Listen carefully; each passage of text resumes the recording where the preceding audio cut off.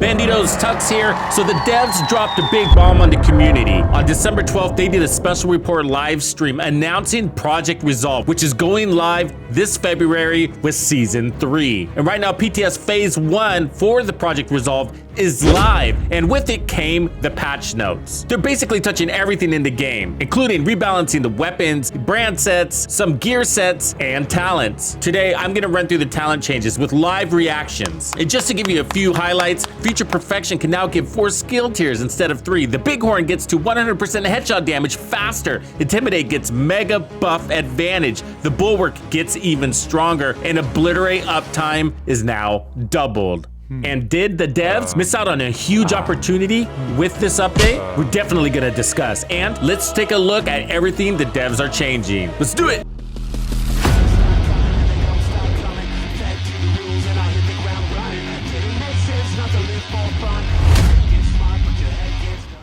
There is a lot to review and discuss regarding Project Resolve. If you're just now catching up on the news, Project Resolve is a game overhaul for the Division 2. They're calling it a health update, but Project Overhaul is basically touching everything in the game from PvP to PvE, weapons, talents, gear, brand sets, in-game mechanics, quality of life, and yes, even that dreadfully painful expertise system. So I've already covered a lot of the PvE changes, including weapon balancing and brand set updates. If you missed that video, I recommend that you check that one out here. I'll put a link down below. And together, we're gonna review the changes they're making to the talents, both weapon and gear. Let's do it. Hostile broadcast picked up. Let's dive in. All right, Bandidos, so TU20 PTS Phase 1 patch notes. So there is a lot of notes, so I'm breaking this into sections, and today we're gonna be focusing on the talents. These changes aim to make specific talents more viable for PvP and address some balancing issues. So the wording's a little bit weird there because they specify PvP, but according to the PTS, these are translating to PvE. But some of these are marked PvP only, and so that needs to be noted. But let's take a look. So weapon talents, the Dr. Home, which is an exotic, they're gonna change the proc condition to target headshot instead of target killed. Remember, that's giving you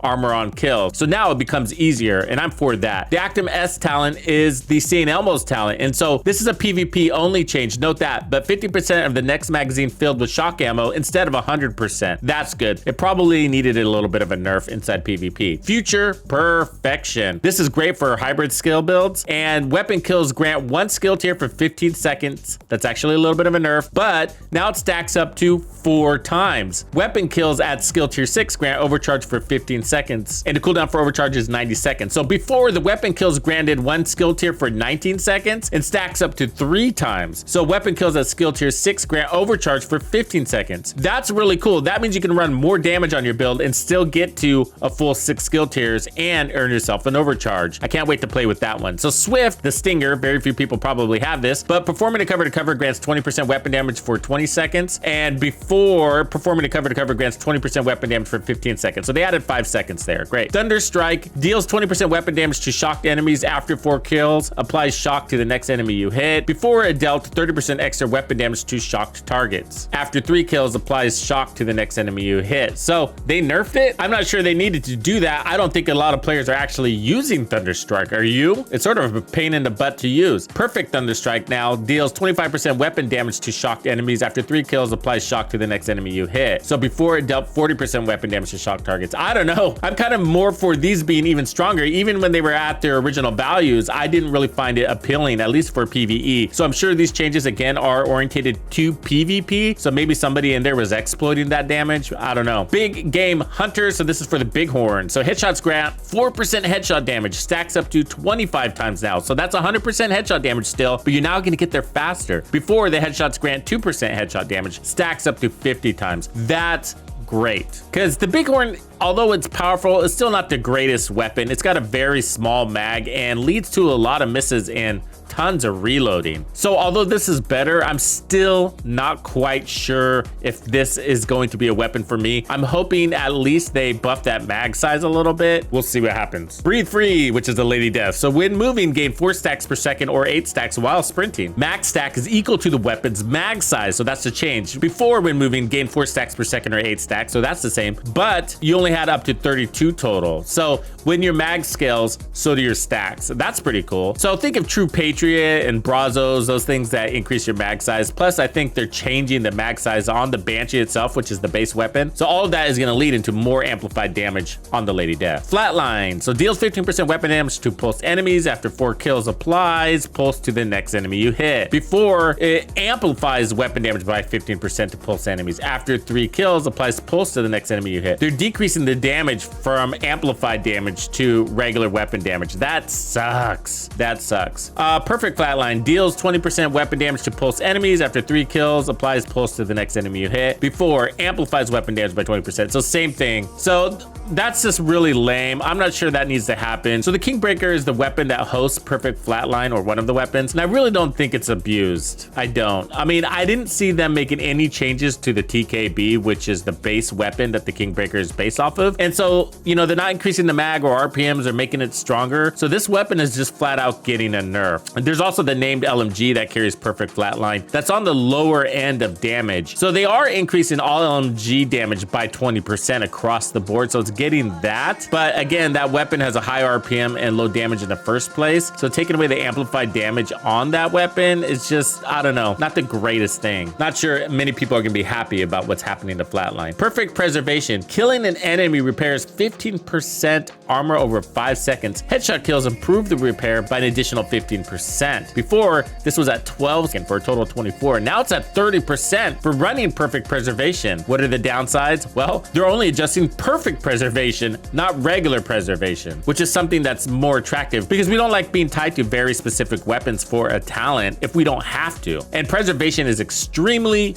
useful in the Division 2. It's a great way to add additional survivability to your build. So I'd really like them to take a crack at changing the regular preservation, maybe jumping that up to 12% from its current 10% values for a total of 20. I believe there's 2 weapons that have perfect preservation. One of them is a pistol and the other one's an SMG, which is a good SMG. All right, moving on, let's take a look at these gear talents. There's some really exciting ones in here. I just glanced over these quickly, so I haven't processed them fully myself. So Intimidate, gain 3 stacks per second up to a max of 9, and each stack increases total weapon damage by 4% to enemies within 10 meters. So Intimidate has been all over the place. So it used to be the original meta for SMG builds in the Dark Zone and out of the Dark Zone. So a lot of people were running Intimidate and Adrenaline Rush. Great damage, great survivability, and then they sort of nerfed it, and that definitely unpopularized their talent. And the devs have a reputation for doing that. When they nerf things, they nerf it all to hell. Now, I still like Intimidate, but I have to be running mega bonus armor. I basically only like it with the Memento and the Heartbreaker backpack, but the Heartbreaker chest piece is so good, I don't like replacing it with Intimidate. So it's a hard one to find a place for, but I think this is gonna make it better. I mean, that's good damage right there. I mean, gaining 3 stacks per second instead of 1 stack per second, and then they increase the total max by 2, that sounds exciting. Now we just need more additional sources of bonus armor. Now, what's interesting about this description is it doesn't say anything about bonus armor. So I don't know if they just shorthanded it and maybe left that part out, or they removed the bonus armor requirement. Intimidate has bonus armor mentioned in its description. That's now gone. If anybody knows that answer, please comment down below because that's really curious to me. Otherwise, I'll be on the lookout for it and test it when I get the chance to. Perfect Intimidate. Gain 3 stacks per second up to a max of 10, and each stack increases total weapon damage by 4% to enemies within 10 meters. So again, they're up in the values, so very attractive. That reminds me, the Perfect Intimidate talent is on the named golden chest piece that you can only get by defeating your Warlords of New York hunters.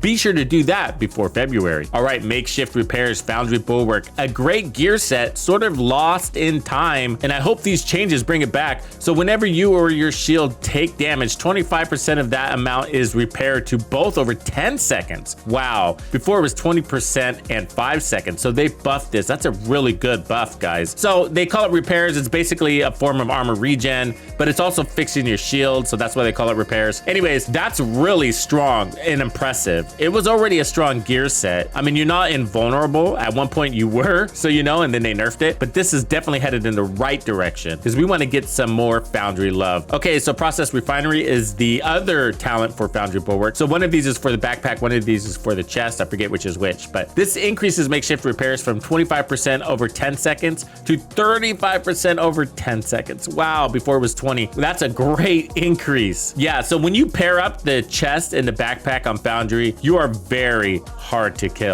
If you haven't seen the 4 Juggernauts video I put out, this is a tank DPS series for PvE, and I feature Foundry Bulwark in there. Check that out and see how invincible you can be with Foundry when you put together a good build for it. Okay, Obliterate. So critical hits increase total weapon damage by 1% for 10 seconds. Oh my lord. So before it was 5 seconds, so they doubled the time, and I have been complaining about that for ages now. I don't think any talent in this game should be 5 seconds. Nothing happens in 5 seconds unless you're standing in front of a spawn door. And if that's what it takes for a talent to work, then it's sort of crap. I'll just say it. So 10 seconds is still really tough in this game. I think things should be more around 15 seconds realistically, especially when you're playing things like control points. There's big gaps between engagements, even inside a single activity, because waves of enemies are small, like 3 to 5 enemies, and they're coming out at random doors, and it takes 10 seconds for you to just get over there. So you can earn your stacks, and then by the time you get over there, your stacks will have deteriorated. Not just for Obliterate, but this happens for Killer and many other talents out there that are at 10 seconds. So I'm glad they increased this from 5 to 10 seconds, but I would probably vote for 15 seconds. I mean, everything in this game stacks. Heartbreaker stacks, Umbra has stacks, Striker has stacks, everything stacks. It'd be nice to have a little bit of a break. Okay, Unbreakable. So these are only PvP changes, note that. So 40% armor repaired, before it was 50%, and then Perfect Unbreakable, 50% armor repaired, before it was 55%, so a little nerf there. That's simply because so many people run Unbreakable in the Dark Zone. They just want to discourage it a little bit, but I don't think that's game changing. 5% whoop-de-doo.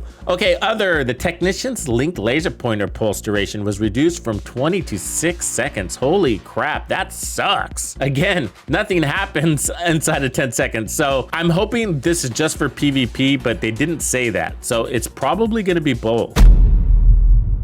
So there's some interesting changes here, but I feel like they're missing out on a lot of opportunities at this stage in the game. There's so many talents that aren't even being utilized at all, and those definitely need some looking into. So although they're increasing that and decreasing this to make PvP more viable, which crosses over to PvE, the reality is these dead talents in our library are laming the game and destroying build diversity. And that's why everybody's running Obliterate. And that's why everybody's running Striker, because so many of these pieces are just not usable and outdated and can't stand up to the competition. Like Explosive Delivery is hardly used, and it is fun to use, but it's overshadowed by the more effective go-tos. Protected Reload, another example, and I've used this before, but ultimately it's just not worth it. Mad Bomber is just not worth running over the competition. Reassigned is just constantly a letdown. Tamper Proof needs to be more appealing so it can make it to the front line.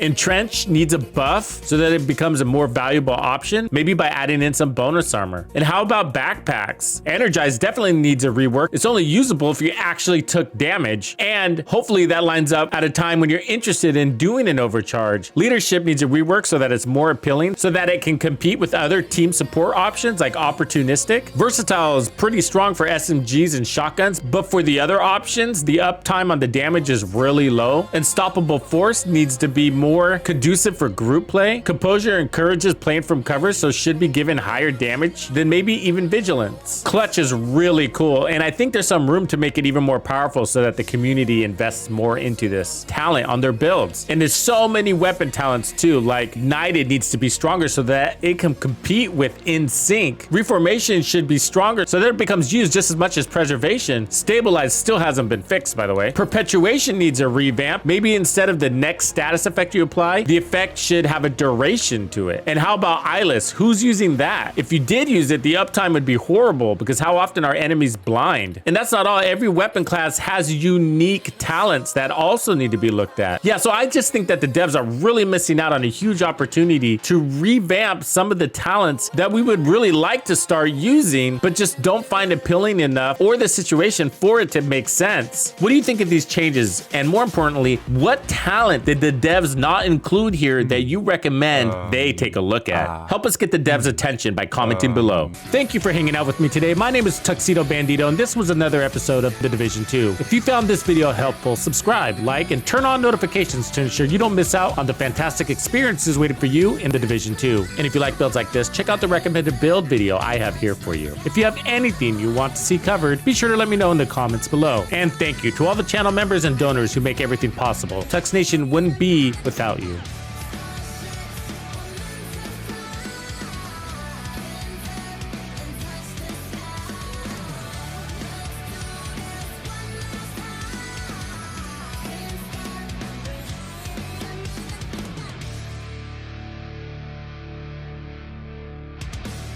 Follow me. I get it.